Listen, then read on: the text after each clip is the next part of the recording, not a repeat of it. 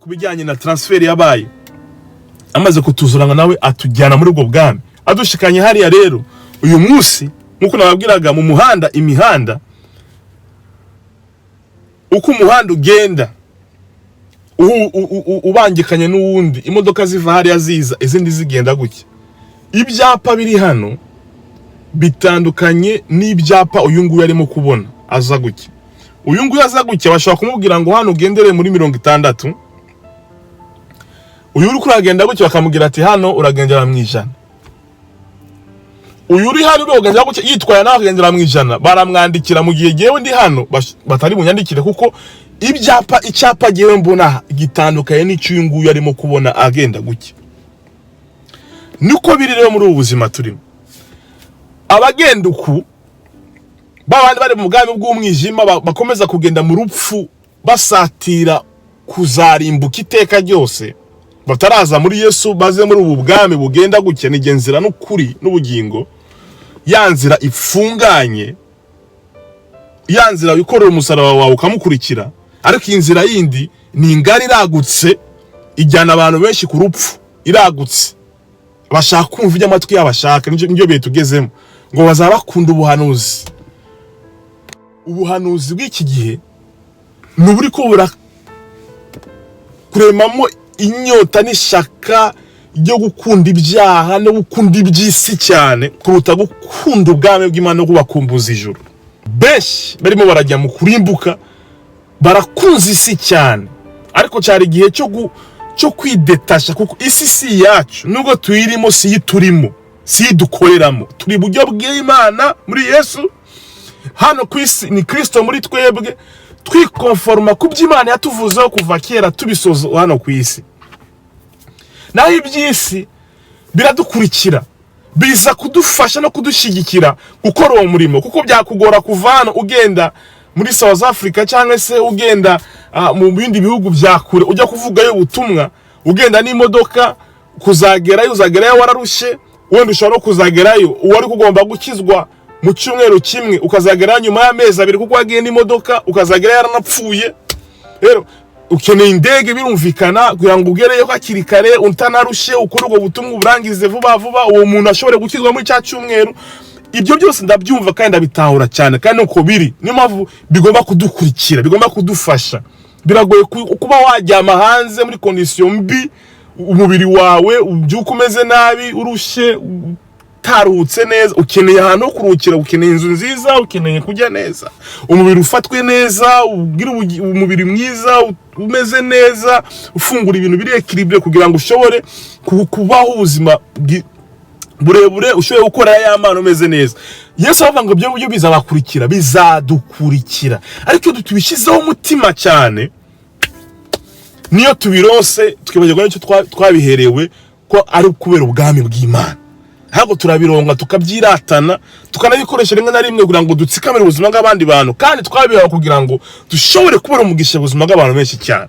Ya mazu dufite ese abereye umugisha bangahe, ya modoka dutunze ese abereye umugisha bangahe, ya mafaranga dufite kuri ko ese ahujeje amarira abantu bangahe, arimo kuzana abantu bangahe kuri Yesu. Iko niko tugomba gutekeza nkane bana. Iyi si nagari yacu, nago turimo twuzuza amakonti nko abandi bayuzuza, nago turimo twuzuza amazozo nko abandi bose bayuzuza ahantu hose. No, hano turi hano kuri mission, hari mission turiho tuma gusohoza hano ku isi. Benshi nago babizi ibyo ngibyo.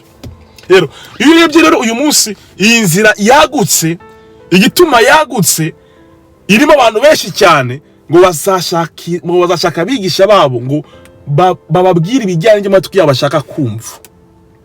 Promotion, ndabona ugiye kugirirwa neza, ndabona byiza, ndabona nta n'igishasha kirimo. Imana yaturemyeho kubaho ubuzima bwiza, ntago byagombye gukwempressiona nk'umwana w'Imana. No, nagombye gukangura umutima wawe kubihahamira cyane. Never witimanye umwana wawe ntacyo yakwima. Gwira mu nzira ikubabaza, nugi kubabaza, ariko izagushikana muri bwa bugingo nditeka ryose.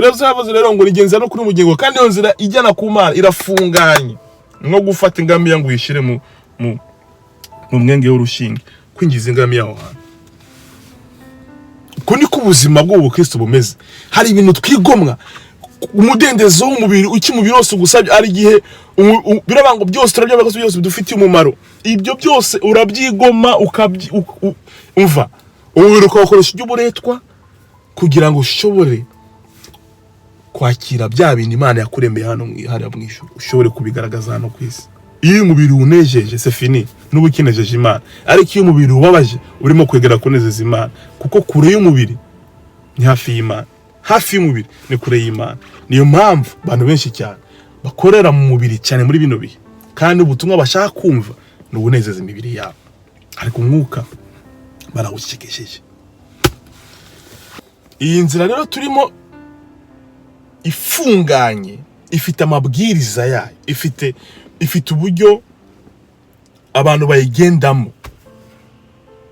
Paul yabivuze neza ngo ndiruka ariko sinkutaze, ngo kandi ndakubita ibipfunsi ariko sinkuhusha. Ndiruka ariko sinkutaze yaje, ndazi aho ndiko ndajya, kandi ndazi amabwiriza, ndakubita ariko sinkuhusha, ndazi aho nkubita, ndazi aho nyura, ndazi aho nca, ndazi icyo ndi bufata, ndazi. Ibi ni byo bakristo batazi. Benshi baritwara nabi muri uwo muhanda, ariko ya nzira yagutse nayo ifite amabwiriza yayo, ifite ibyaho. Kandi mu nzira tuba gusobanukirwa neza ko iyi ntambara turimo ni intambara y'umwuka. Satani rero ibyo ngibyo nibyo agukoreramo, nibyo ashaka gukuramo benshi muri iyo nzira ifunganye, akaza kugerageza. Ariko ngo mukenyere kuri mushobora guhagarara ku munsi mubi. Iyo muri iyo nzira rero ukenyera ukuri, ibyo wize, ibyo wasobanukiwe, Yesu muri wowe, Yesu ufite niwe kuri, umukomeraho nubwo watakaza iby'isi byose, ariko nutakaza Yesu wamenye. Batazi abana b'Imana Daniel, Shadrach na Abednego hamwe na Shadrach bose bageze muri cya gihugu cy'i Babylon. Umunsi twabifatiraho urugero, uyu munsi turabana b'Imana turi hano mu isi, reka isi tubere Babylon nkuko badanye babagambira imitima yabo ngo ntago turi bwihandurisha iby'ibwami. Abana baricara baravuga ati muri iki gihugu twazanye nk'inyagano, Imana yacu irusengero rusigaye Yerusalemu, ariko ntago Imana yasigaye Yerusalemu, Imana iri kumwe natwe hano. Kure y'urusengero ntago ari kure y'Imana, kure y'urusengero rufatika abantu basengera ntago ari kure y'Imana. Lockdown turimo, COVID-19 turimo, imbabazi igihe kirekire, amatorero nagitorana nitugiterana nkuko abantu babyifuza. Ahantu henshi amatorero yarafunzwe, amabwiriza asabwa ni menshi kugira ngo amatorero abantu bashobore guterana, ariko kure y'urusengero ntago ari kure y'Imana. Kure y'urusengero, urusengero rwubatswe n'abantu ntago ari kure y'Imana. Urusengero ni wowe, Imana iri muri wowe. Badanyera iyo revelation bari bayifite, nubwo bari kure Yerusalemu, kure y'urusengero ntango Imana yari kure yabo. Baravuga ati na hano Imana turazi kihari, nubwo hari bigirwamana byinshi, ari confusion nyinshi, ari kinyoma cyinshi hano muri Babylon, hano Imana turayigaragaza. Abana ngo baragambira mu mitima yabo kutiyandurisha iby'ubwami. Ubuzima twabagamo hari Yerusalemu ngo dukomeza kubamo hano. Abana baritwara neza, barahagarara, barakiranuka, bahagarara nkuko bikwiriye. Rimwe baravuga ati abantu turabafatira reka batari buramye ikigigomara umwami yashizeho, uramurura bategereje urabamara. Umva abana baragambira bati umva, kuva twabaho, kuva tuvuka muri ADN yacu nta kigigwamana, mu basogokuruza bacu aho dukomoka nta bigigwamana. Uyu munsi niho twebwe tugiye gutangira gusenga ikigigwamana. Abana baricara bavuga ati ntabwo turi gusenga ikigigwamana, ntabwo turi gupfukamira ikigigwamana. Baratuza, baricara, bahagarara ku Mana, bakenyera ukuri bamenye kure y'igihugu kiwabo. Turi kure y'igihugu cyacu aricyo ijuru, aricyo ubwami twiteze kujyamo. Turi kure yabo, ariko ntabwo turi kure y'Imana. Ntabwo turi kure y'Imana. Imana turimo, turi urusengero rwayo. Imana ikorera muri twebwe, igendera muri, ivugira muri twebwe. Birava mu gitabo cya Yesaya ngo benshi ngo baza kwikubitira, baravuga ngo Imana iri muri wowe, Imana yeshe ngo niyo Mana y'ukuri tigaragaza.